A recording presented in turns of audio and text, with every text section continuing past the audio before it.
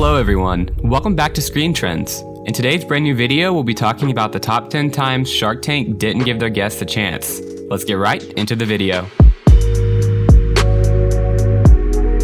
At number 10, we have the Night Runner.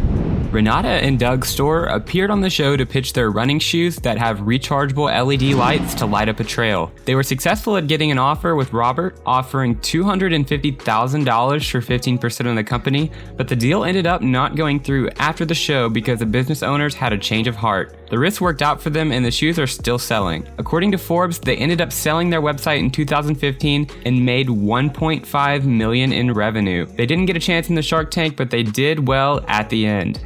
At number 9, we have 365 Underwear.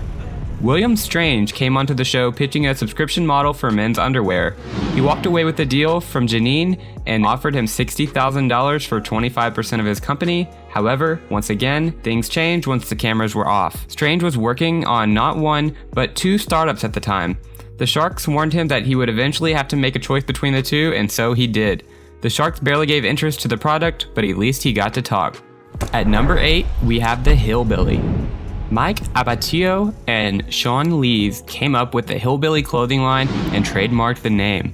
They appeared on the show seeking $50,000 for a 25% stake in the company. However, after the show, the deal went nowhere for a surprising reason. According to Forbes, investor Jeff Foxworthy said, "When we started dealing with these guys, they said, quote, we just wanted to be on TV for the free advertisement. We didn't really want to do a deal with you," unquote. I was sitting there thinking, really, because you're selling t-shirts outside of the back of a van, but if that's the route you want to go, okay. At number 7, we have the Quibits. In season 1, Mark Berginger introduced a puzzle-like toy that can make geometric shapes and designs. Damon John was the investor who went with Berginger on the condition that he tries to get one of the top 4 toy companies to make a deal with him. According to the Gazette Review, Berginger needed Shark Tank in order to keep himself afloat, but Quibits sales haven't been promising.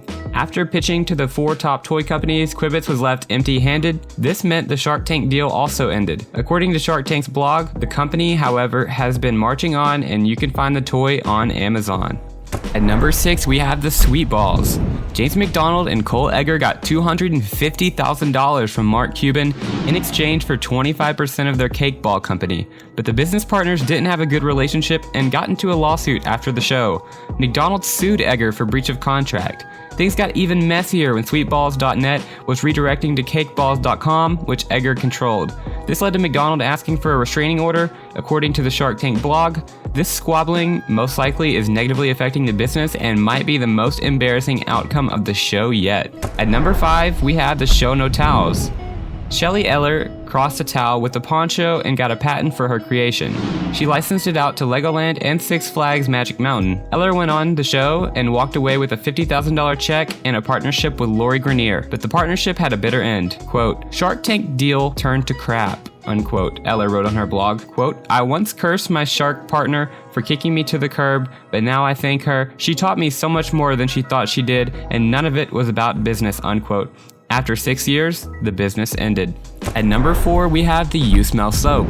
Megan Cummins went on the show to pitch her luxury soap company. She walked away from the show with a $55,000 deal from Robert for 20% of her company. She was also promised a $50,000 per year salary, but things started to go south. Robert mailed a contract to Cummins which reportedly offered her $55,000 for half of the company, but she rejected it according to Shark Tank's blog. She also started getting too many orders to fill. In my opinion, she barely got a chance.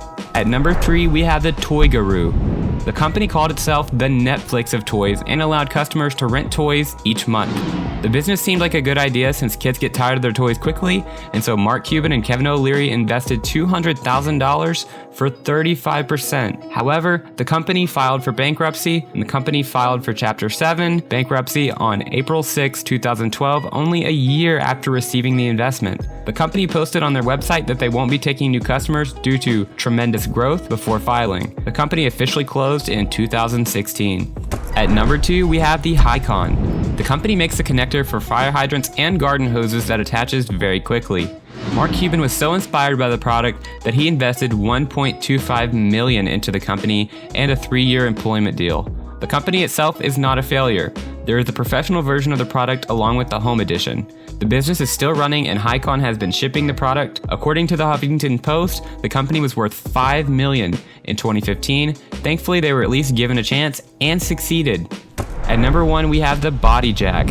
It is a machine that will help you do push-ups. However, no one wanted to invest in it and the product was almost a complete failure. The inventor had to lose 30 pounds to prove that the machine works. He did and got $180,000 invested in his business. Half of that came from Corcoran and the other half came from Kevin Harrington, but the business deal didn't have a happy ending. The company has seemingly fallen apart without any given reason. Quote, "My worst was investing in a fast-talking cowboy selling exercise equipment who needed to lose 50 pounds, unquote, Corcoran told Forbes. Instead, he lost my $50,000. Anyways guys, thank you so much for watching this video. We really appreciate it and don't forget to hit that like button, subscribe, comment something nice, and we'll see you in the next video.